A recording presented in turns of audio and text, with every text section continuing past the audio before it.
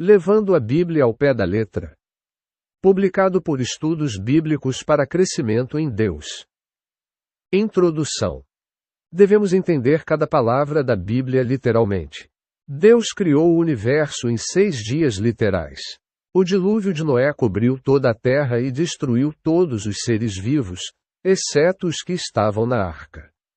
Todos os habitantes da terra falavam a mesma língua até a Torre de Babel. Devemos levar todas as palavras de Jesus ao pé da letra. Devemos comer sua carne e beber seu sangue ao pé da letra. Ele voltará ao pé da letra. Devemos levar as profecias do livro do Apocalipse ao pé da letra. Estrelas cairão literalmente do céu. 1/3 da terra será queimado. 144.000 pessoas estarão no Monte Sião.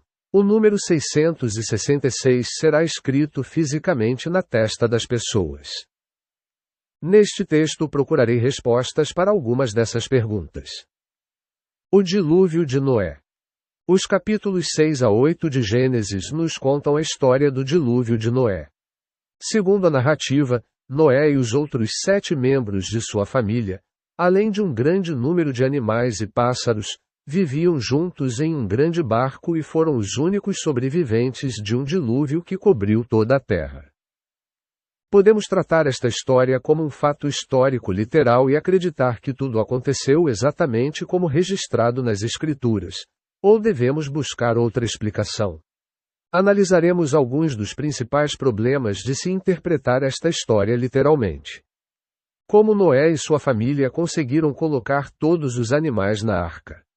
2 ursos polares nadaram do Ártico e voltaram. 2 iaques fizeram a viagem de ida e volta do Tibete, enfrentando o calor escaldante do deserto no caminho. 2 cangurus conseguiram ir da Austrália e voltar, pulando de ilha em ilha. E os kiwis? Será que todos esses animais, pássaros e insetos milagrosamente fizeram viagens de meses e chegaram ao lugar certo bem a tempo do dilúvio?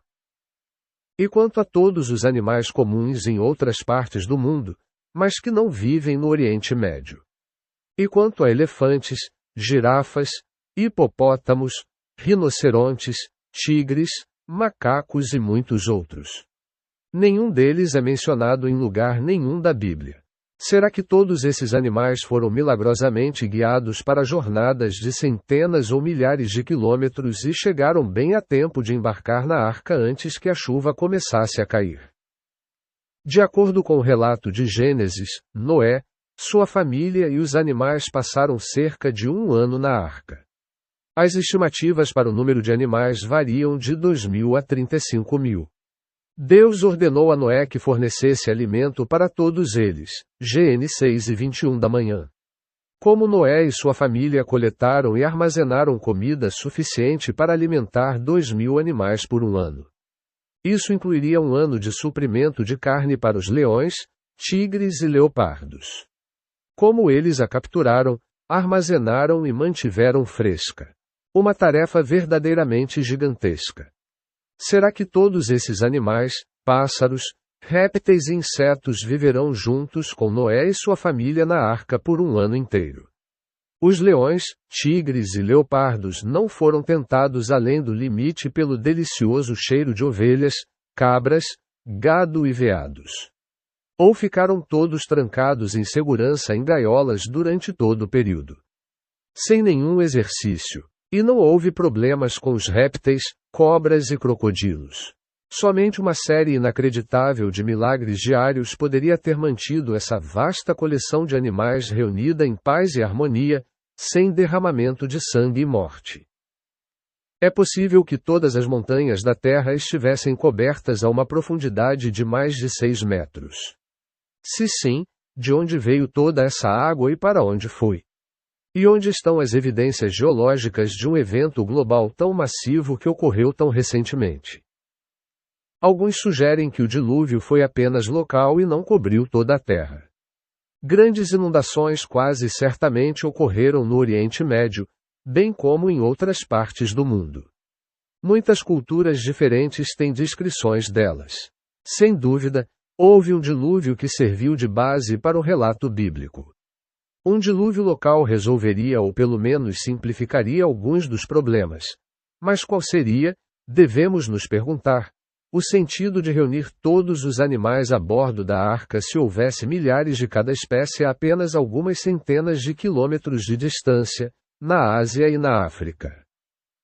Veja também Gênesis 6. 6,7. E arrependeu-se o Senhor de ter feito o homem na terra, e isso lhe pesou no coração. Então disse o Senhor: farei desaparecer da face da terra o homem que criei, tanto o homem como o animal, os répteis e as aves dos céus, pois me arrependo de os haver feito. Essa linguagem só poderia descrever um dilúvio global, e não um puramente local. O site Problems with a Global Flood fornece uma lista muito mais longa e detalhada das muitas dificuldades de levar o relato de Gênesis ao pé da letra. Vários sites criacionistas oferecem explicações literais para o dilúvio. Recomendo pesquisá-los, lê-los e ouvir ambos os lados da questão, se achar necessário. Alguns desses sites acreditam que a Terra inteira era um grande continente até que o dilúvio a dividiu nos continentes separados que temos hoje. Os cientistas acreditam que isso aconteceu há cerca de 200 milhões de anos. A história do dilúvio só pode ser literalmente verdadeira se Deus realizou uma série enorme de milagres extraordinários. Uma compreensão literal desta narrativa entra em conflito com a ciência moderna, mas é rica em verdade espiritual. É uma imagem do julgamento de Deus sobre o pecado e da salvação daqueles que ouvem e obedecem à sua palavra e são salvos ao entrar na arca que é Jesus. Criação. Gênesis capítulo 1 descreve a criação do mundo por Deus. As primeiras palavras são: no princípio, Deus criou os céus e a terra. Isso aconteceu no primeiro dia. No versículo 16, lemos: Deus fez os dois grandes luminares, o luminar maior para governar o dia e o luminar menor para governar a noite, e as estrelas. Isso aconteceu no quarto dia. Isso significa que houve 3 dias entre a criação da terra e a criação do sol, da lua e das estrelas. Esses 3 dias eram dias literais de 24 horas ou eram longos períodos de tempo. A palavra hebraica yom, assim como a palavra inglesa day, significa literalmente um período de 24 horas. Sem dúvida, você já ouviu falar de Yom Kippur, o dia da expiação. Yom, assim como day, também pode significar um período de tempo mais longo, como na frase Yom YHWH, o dia do Senhor. No entanto, em Gênesis 1, após a descrição da obra de Deus em cada dia, encontramos as palavras repetidas. A tarde e a manhã foram o primeiro, segundo, terceiro dia. Isso significa, sem sombra de dúvida, que Yom aqui se destinava a significar um dia de 24 horas. Seja qual for a perspectiva, isso entra em total conflito com a ciência. Segundo os astrônomos, outras estrelas existiram muito antes do Sol, e não há como a Terra ter existido antes dele. Se os dias fossem longos períodos de tempo, a Terra já existia muito antes do Sol e das estrelas. Se os dias tivessem apenas 24 horas, tudo efetivamente aconteceu ao mesmo tempo. Outro problema é a idade do universo. Cientistas afirmam que o universo tem cerca de 13 bilhões de anos e o sistema solar, o Sol, a Terra e os planetas, cerca de 4,5 bilhões de anos. Astrônomos afirmam que a luz da estrela mais distante conhecida levou 9 bilhões de anos para chegar até nós. Geólogos afirmam que as rochas mais antigas conhecidas na Terra têm 4,28 bilhões de anos. Gênesis 5 para ao menos 28 apresenta as idades de todos os patriarcas, de Adão a Noé. Gênesis 11 e 10 da manhã menos 26 continua a genealogia até Abraão. Os estudiosos da Bíblia têm usado essas e outras genealogias na Bíblia para calcular a data do nascimento de Adão. Todos os cálculos levam a aproximadamente 4.000 a.C. se tomarmos cada palavra da Bíblia literalmente. Isso daria ao mundo, e de fato ao universo, cerca de 6.000 anos de idade. Os cientistas dizem que tem cerca de 13 bilhões de anos. A Bíblia, interpretada literalmente, diz que tem cerca de 6.000 anos. Uma diferença enorme. Uma compreensão literal da história da criação não condiz com a ciência moderna, especialmente no que diz respeito à escala temporal. Ela ainda é rica em inspiração e vastamente superior aos mitos da criação de outras culturas e religiões. Quando a lemos como uma imagem da nova criação de Deus em nós, encontramos uma riqueza de verdade espiritual. Expandi esse pensamento no livro Criação e Evolução. Babel. O arcebispo Ussher datou a Torre de Babel em 2242 a.C., cerca de 200 anos após o dilúvio. Antes disso, de acordo com Gênesis 11:1, toda a terra tinha uma só língua e as mesmas palavras. Depois da Torre de Babel, todos falavam línguas diferentes.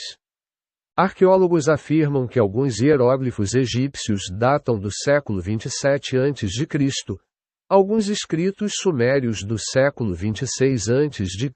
e alguns textos cananeus do século 25 a.C. Em outras palavras, línguas distintas foram escritas antes de Babel.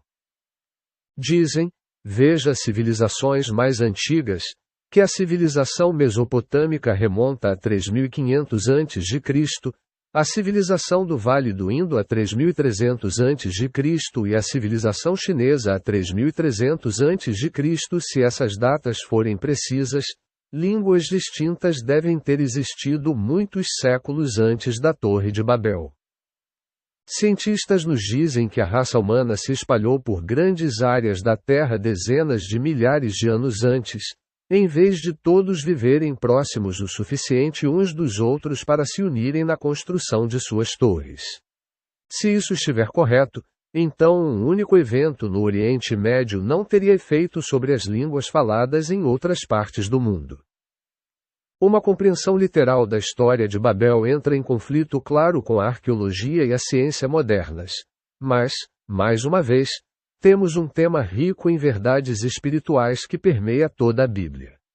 Babilônia, a forma grega do nome hebraico Babel, representa o esforço do homem para alcançar Deus e tem seu clímax totalmente corrupto no livro do Apocalipse. Abordei isso em detalhes no artigo Babilônia. Milagres. Eu acredito que Deus é onipotente. Sim. Eu acredito que Deus pode fazer alguma coisa. Não. A Bíblia diz: Deus não pode mentir. Eu também acredito que ele não pode dar falso testemunho. Poderia Deus criar a Terra em 6 dias literais de 24 horas? Sim, ele poderia, mas não poderia, ao mesmo tempo, criar evidências geológicas, astronômicas e evolutivas de que ela tinha milhões ou bilhões de anos, quando na verdade tinha apenas alguns milhares. Isso seria uma grave violação do 9º mandamento. Não dirás falso testemunho, é acento circunflexo x8:16 da noite. Eu acredito em milagres. Sim, 100%. A Bíblia registra muitos milagres. No Antigo Testamento, Deus realizou muitos milagres nos tempos de Moisés e Josué e novamente nos tempos de Elias e Eliseu. Fora desses tempos, quase nenhum milagre ocorreu. No Novo Testamento, Jesus e seus discípulos realizaram muitos milagres, especialmente a cura de doentes. Muitos de nós já vimos ou pelo menos ouvimos falar de milagres semelhantes hoje. Na maioria das vezes, seja na Bíblia ou agora, Deus opera dentro das leis da ciência que Ele mesmo criou. Às vezes, para propósitos especiais, quando Ele deseja, Deus anula essas leis e realiza milagres. Às vezes, Deus envia julgamentos. Jesus falou de guerras, fomes, doenças e terremotos. Mas todos esses são fenômenos naturais, dentro das leis da ciência. A Covid-19 pode muito bem ser um julgamento de Deus, mas não é de forma alguma um milagre.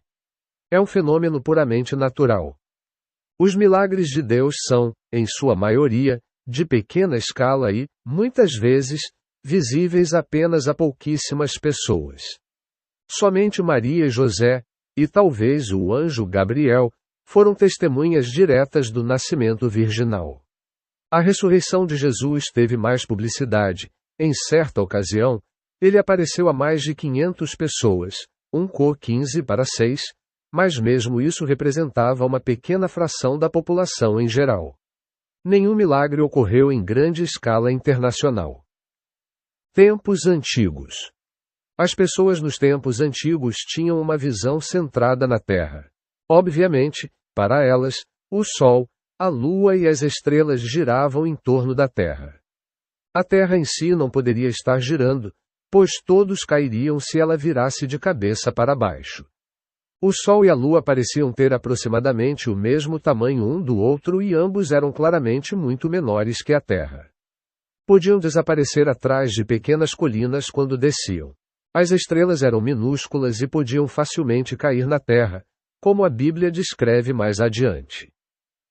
O tamanho da Terra era completamente desconhecido. O hebraico tem apenas uma palavra, Eretz, que pode significar terra ou território. Eretz Israel significa terra de Israel. Eles conheciam pouco das terras além de sua vizinhança imediata. Não havia americanos e os chineses eram desconhecidos. Ninguém tinha ouvido falar de elefantes, ursos polares, cangurus ou tigres. Um grande dilúvio quase certamente ocorreu na área, e muitos relatos sobre ele, com detalhes variados, são encontrados em outras literaturas. Para esses povos antigos, todos os problemas mencionados anteriormente com a criação, o dilúvio e Babel desaparecem. Naturalmente, a Terra teria sido criada primeiro, seguida pelo Sol, a Lua e as estrelas. Noé poderia facilmente ter carregado todos os animais locais na arca e alimentado-os, provavelmente apenas os domesticados. De jeito nenhum ele iria querer leões a bordo, seria muito melhor deixá-los se afogar. Nenhum dos problemas da história de Babel teria sequer passado pela cabeça deles. Deus poderia ter revelado explicações científicas a Moisés, mas ninguém naquela época estaria preparado ou seria capaz de recebê-las ou compreendê-las. Seu propósito ao longo de Gênesis e de toda a Bíblia era a revelação da verdade espiritual, e não do conhecimento científico. Uma escolha. Em cada uma das três grandes histórias do início do Gênesis, embora fizessem todo o sentido para as pessoas dos tempos antigos, descobrimos que uma compreensão literal delas é completamente contrária ao conhecimento científico moderno. Isso nos leva a uma escolha clara entre duas abordagens principais. 1. A Bíblia é a palavra de Deus e cada palavra dela é literalmente verdadeira. Se a ciência discorda da Bíblia, então a ciência está errada. A maioria dos cientistas é ateia, se opõe a Deus e quer desacreditar a Bíblia. Não podemos confiar no que os cientistas nos dizem. 2. Se a grande maioria dos cientistas concorda sobre qualquer assunto, não podemos ignorar o que eles dizem. Devemos ajustar nossa compreensão da Bíblia de acordo com isso. A maioria dos cientistas é neutra em relação à religião e se orienta pelas evidências que encontra no que estuda. Na minha juventude, frequentei círculos que adotavam a primeira dessas duas abordagens. Grande ênfase era dada à exatidão literal de cada palavra da Bíblia. Com o tempo, migrei para a segunda abordagem. Acredito que a ciência moderna é uma dádiva de Deus e trouxe grandes benefícios à raça humana. Quando os cientistas concordam, não podemos ignorar suas descobertas. Essas duas abordagens diferentes têm consequências muito distintas, tanto em nossa atitude em relação à ciência quanto em nossa interpretação das Escrituras, e podem ter efeitos radicais na maneira como conduzimos nossas vidas. Quero explorar esses pensamentos no restante deste artigo, mas primeiro veremos algumas coisas que Jesus disse. As palavras de Jesus. Devemos levar todas as palavras de Jesus ao pé da letra.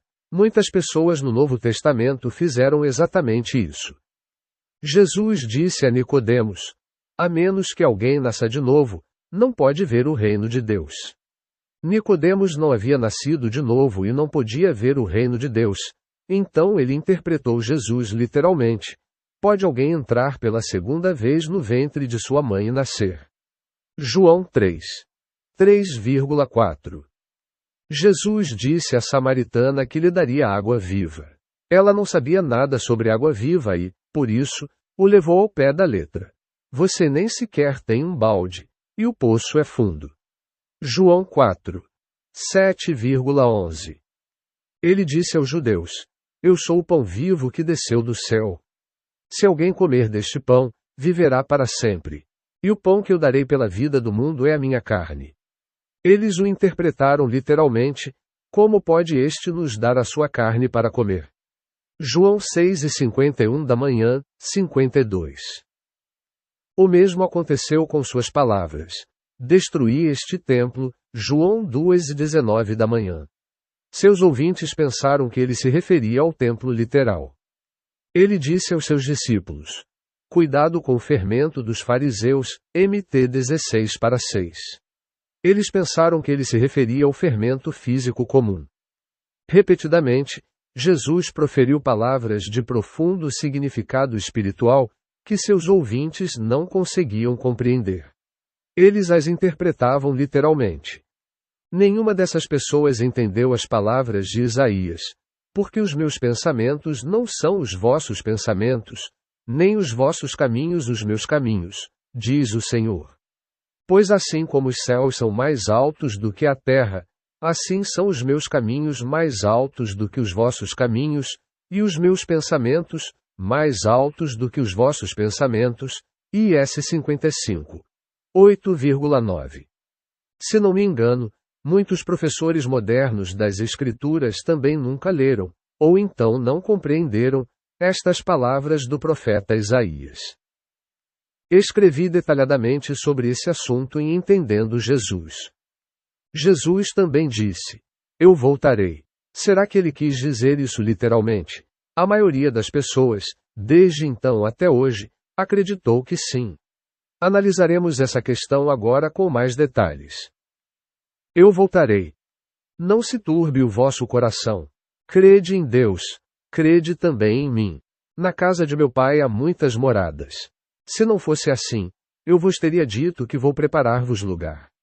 E, se eu for e vos preparar lugar, virei outra vez e vos levarei para mim mesmo, para que, onde eu estou, estejais vós também. João 14 para ao menos 3. Jesus disse essas palavras para preparar seus discípulos para os terríveis eventos traumáticos de sua crucificação e morte. Será que ele quis dizer essas palavras literalmente? Sem dúvida, seus discípulos pensaram que sim. Provavelmente acreditavam que ele retornaria pessoalmente e os levaria para moradas maravilhosas no céu. Jesus cumpriu essas palavras literalmente durante a vida de seus discípulos. Se ele dissesse essas palavras para confortar seus discípulos, mas não planejasse voltar até 2000 anos após a morte deles, teria sido uma promessa vazia. Seus corações continuariam aflitos pelo resto de suas vidas. O que aconteceu no dia de Pentecostes? Foi nessa ocasião que Jesus voltou. Ele havia preparado um lugar para seus discípulos. E então os levou para lá. Foi exatamente isso que Paulo disse quando escreveu aos Efésios. Deus nos ressuscitou juntamente com ele e nos fez assentar nos lugares celestiais em Cristo Jesus. EF 2:6. E será que seus corações pararam de se perturbar? Parece que sim. Os moradores locais pensaram que estavam todos bêbados. As expectativas pelo retorno físico e pessoal de Jesus perduram desde os tempos do Novo Testamento até os dias atuais. Muitos líderes religiosos estabeleceram datas específicas para esse evento. Entre as mais conhecidas estão as seguintes: João Wesley, 1836. Joseph Smith, A Igreja de Jesus Cristo dos Santos dos Últimos Dias, 1891. Testemunhas de Jeová, 1914. Herbert W. Armstrong, 1935, 1943, 1972 e 1975. Igreja Adventista do Sétimo Dia, 1964. Harold Camping, 1994 e 2011, 2 vezes. Isaac Newton, 2000. Outros previram datas que ainda são futuras. Veja previsões para a segunda vinda de Cristo para uma lista completa. Acreditar que Jesus retornará em um futuro próximo, e errar, pode ter muitos efeitos perturbadores na vida pessoal. Toda preparação para o futuro se torna inútil. Por que economizar dinheiro? Por que comprar uma casa? Por que se aprofundar nos estudos? Por que se formar para ser enfermeiro, professor, médico ou até mesmo pastor se Jesus provavelmente retornará antes de você terminar sua formação? Talvez não seja algo muito sério se você for jovem e solteiro, mas pode ser desastroso se você tiver responsabilidades familiares. Permitam-me compartilhar minha própria experiência. Na minha juventude, convivi com pessoas que acreditavam no retorno iminente de Jesus. Em 1968, parti para o Nepal para servir ao Senhor e, enquanto meu avião cruzava o Canal da Mancha, olhei para trás pela última vez, para os penhascos brancos de Dover. 5 anos depois, voltei para a Inglaterra com esposa, 2 filhos pequenos e 2 malas, sem economias e sem treinamento profissional. Deus foi gracioso e supriu todas as nossas necessidades, e nossos filhos não sofreram, mas eu não recomendaria o mesmo curso de ação a outros. Examinei esse assunto mais detalhadamente em A Vinda do Senhor. O livro do Apocalipse. Começamos com o livro de Gênesis e agora precisamos nos voltar para o livro do Apocalipse. Devemos levar tudo ao pé da letra. O livro do Apocalipse contém uma série de visões ricas em simbolismo. Obviamente, muitas características dessas visões não podem ser interpretadas literalmente. Aqui estão apenas algumas. As estrelas do céu caíram sobre a terra, AP 6:13 da manhã. Uma impossibilidade física total. As estrelas são muito mais pesadas que a Terra e estão a bilhões ou trilhões de quilômetros de distância. 12.000 membros de cada tribo de Israel foram selados, ver AP 7:5. Impossível. 10 tribos de Israel estão perdidas e, se ainda existem, todas, sem dúvida, se casaram entre si. Foi ferido 1/3 do Sol, 1/3 da Lua e 1/3 das estrelas, para que 1/3 da sua luz se escurecesse, e 1/3 do dia não brilhasse, e semelhantemente 1/3 da noite, AP 8:12 da manhã. Astronomicamente impossível. O número de tropas montadas era de 2 dezenas de milhares, ouvi o seu número, AP 9:16 da manhã, ou seja, 200 milhões, e eles estavam montados em cavalos, V17. Nem mesmo a China conseguiu isso. Pegue-o e coma-o, o rolo, ele fará o seu estômago amargo, mas na sua boca será doce como mel, Apocalipse 10:9. Um rolo poderia causar mal-estar estomacal se você o comesse, mas não teria gosto de mel. O diabo, que os havia enganado, foi lançado no lago de fogo e enxofre, Apocalipse 8:10 da noite. Um ser espiritual como Satanás, ou os espíritos de humanos que haviam morrido, não poderiam ser lançados em um lago literal e físico de fogo e enxofre. Estas e muitas outras declarações e imagens no livro do Apocalipse não podem ser interpretadas literalmente. O problema está nas declarações que podem ser interpretadas tanto literalmente quanto espiritualmente. Entre elas, muitas declarações sobre números. Terás aflição durante 10 dias, AP 2:10 da manhã. Os estrangeiros, não judeus, pisotearão a cidade santa por 42 meses, AP 11:2. 144.000 estarão no Monte Sião, AP 14:1. Se o espaço permitir, Satanás ficará preso por 1000 anos, AP 20:2. Seu número é 666, AP 1:18 da tarde. O mais conhecido de todos. Muitos livros foram escritos e sites criados sobre o cumprimento futuro das profecias. Eles baseiam muitos de seus ensinamentos no livro do Apocalipse. Alguns prevêem 7 anos de tribulação seguidos por 1000 anos do reino milenar. Particularmente comum é o ensinamento de que ninguém que não receber a marca da besta poderá comprar ou vender. Pensemos no número 666 que encontramos na seguinte passagem. Também ela, a besta, faz com que a todos, pequenos e grandes, ricos e pobres, livres e escravos, seja feita uma marca na mão direita ou na testa, para que ninguém possa comprar ou vender, a menos que tenha a marca, isto é, o nome da besta ou o número do seu nome. Aqui se exige sabedoria. Aquele que tem entendimento calcule o número da besta, pois é o número de um homem, e o seu número é 666, Apocalipse 1:16 da tarde menos 18.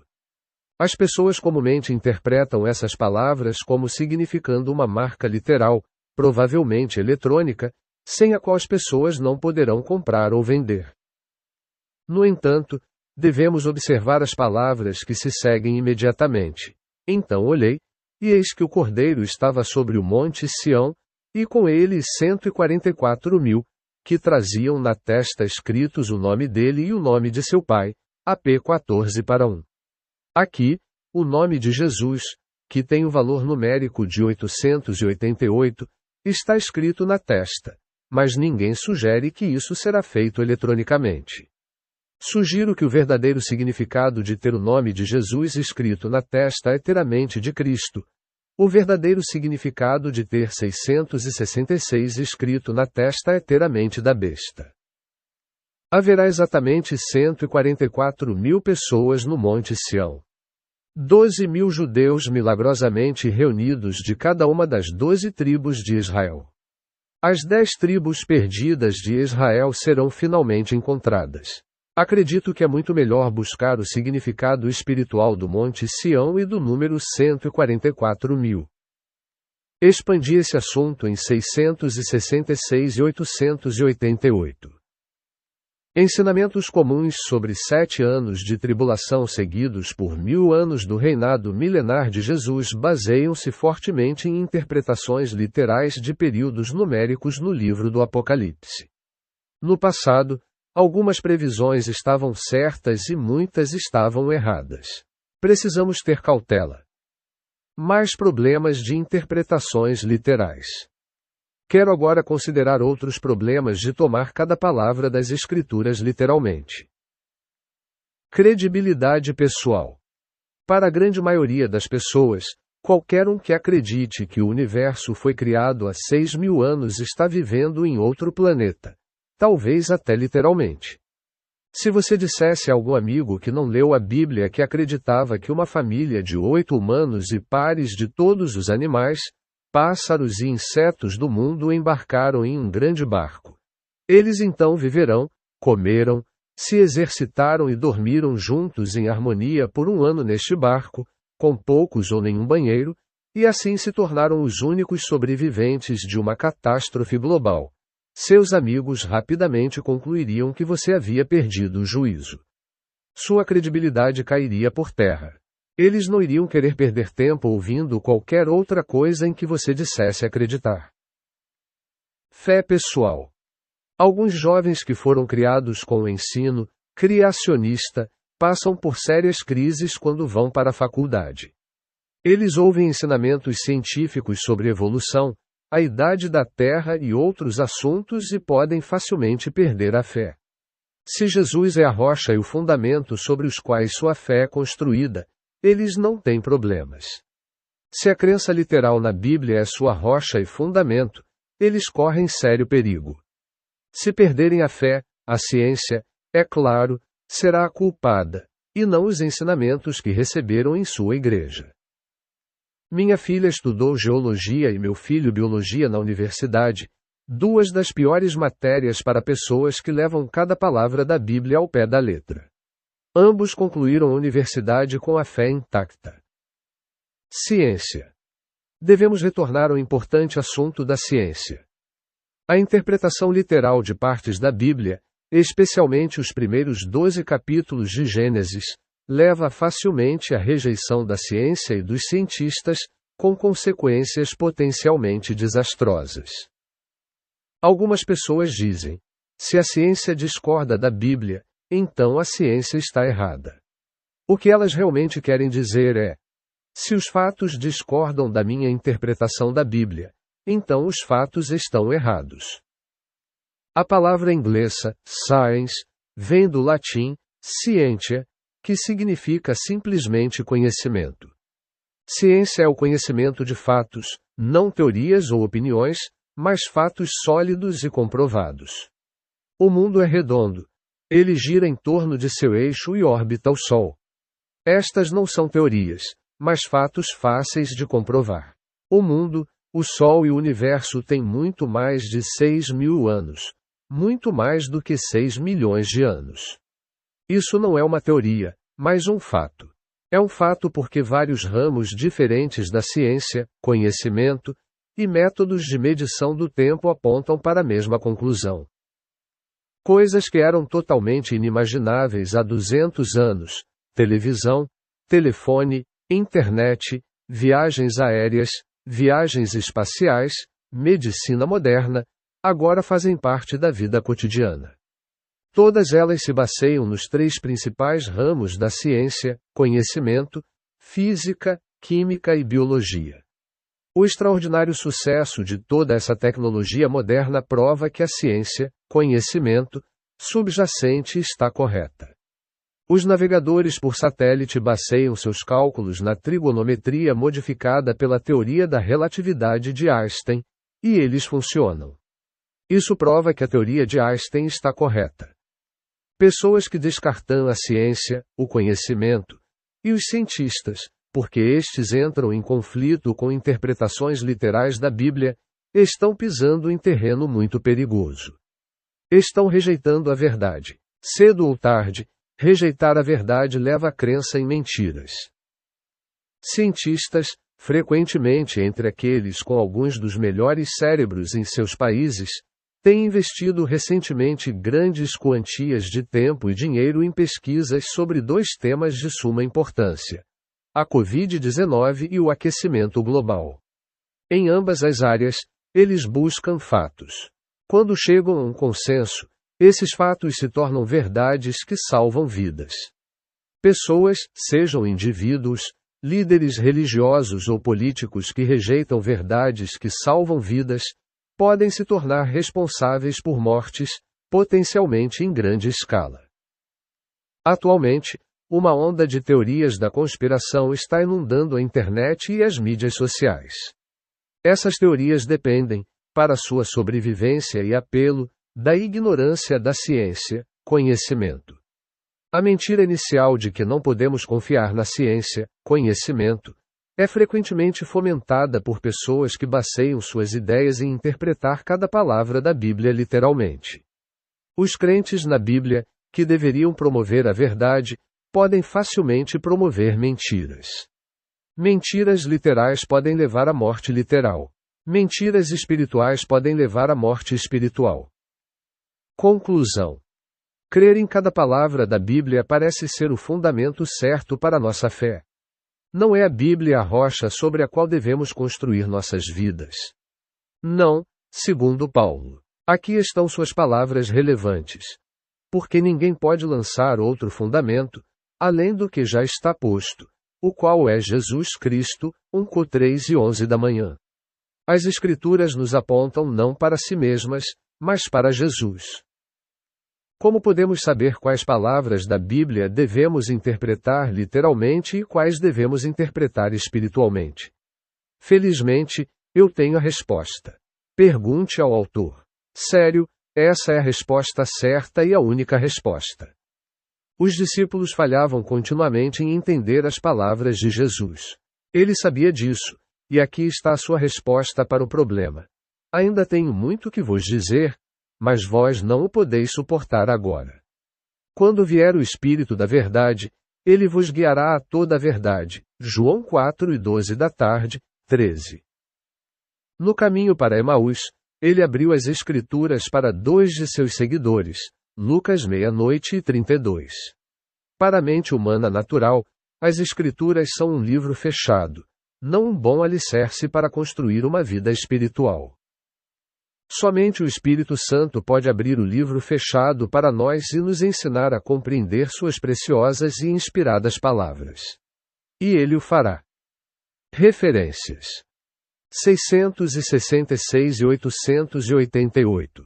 Civilizações mais antigas.